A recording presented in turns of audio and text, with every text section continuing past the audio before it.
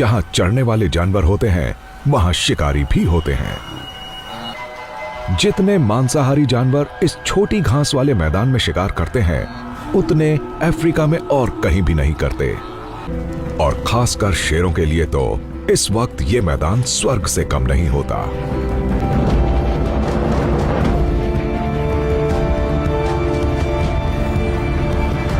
इस वक्त इन्हें यहां इतना सारा खाना मिलता है कि ये बहुत अच्छी तरह से छोटे बच्चों को पाल सकते हैं। लेकिन शेरों के इलाके बटे हुए होते हैं। हर ग्रुप के पास इन मैदानों का एक छोटा सा हिस्सा होता है।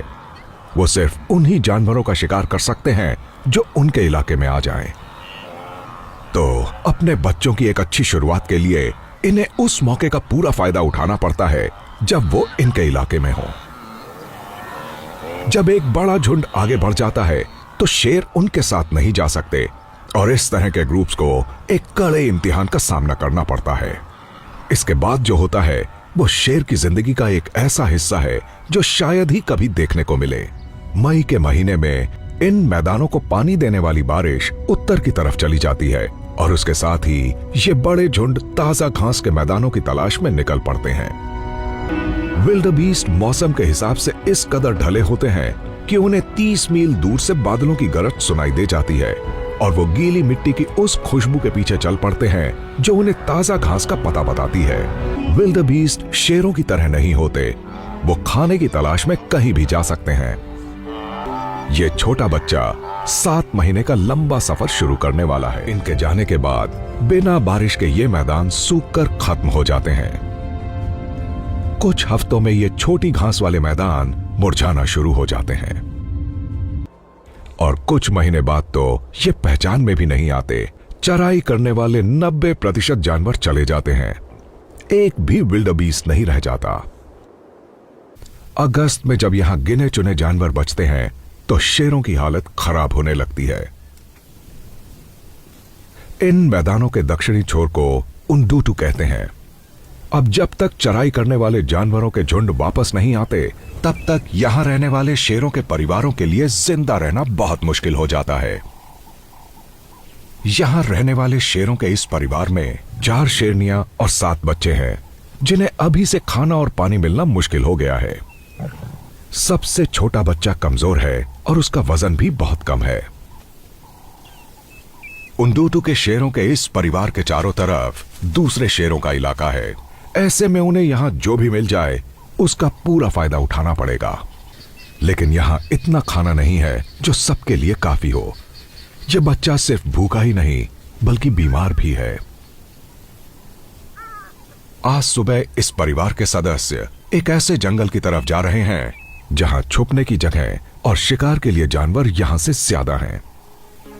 थके हारे बच्चों के लिए यह सफर बहुत लंबा है। सबसे कमजोर बच्चे के लिए चलते रहना बहुत मुश्किल है। वो कोशिश करता है लेकिन धीरे धीरे वो सबसे पीछे रह जाता है।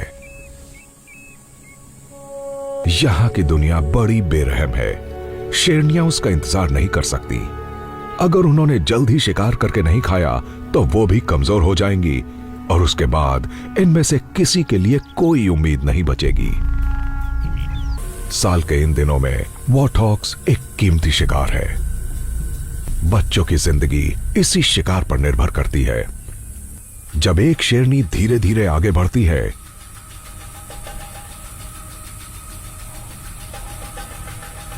तो दूसरी छुपकर घात लगाती है।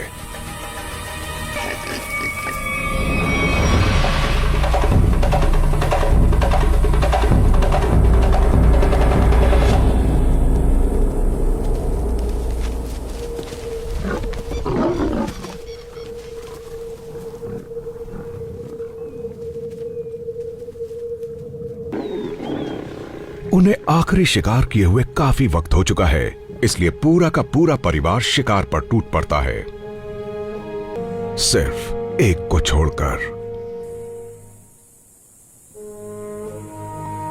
1 मील दूर इस बच्चे की जिंदगी खत्म होने को है। उसके लिए बहुत देर हो चुकी है और यह शिकार उसके किसी काम का नहीं।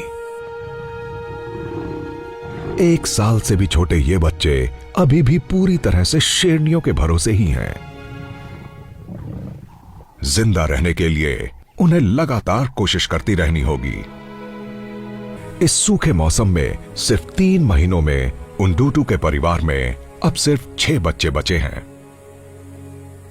अफसोस कि यह बच्चा जिंदा नहीं रह पाएगा।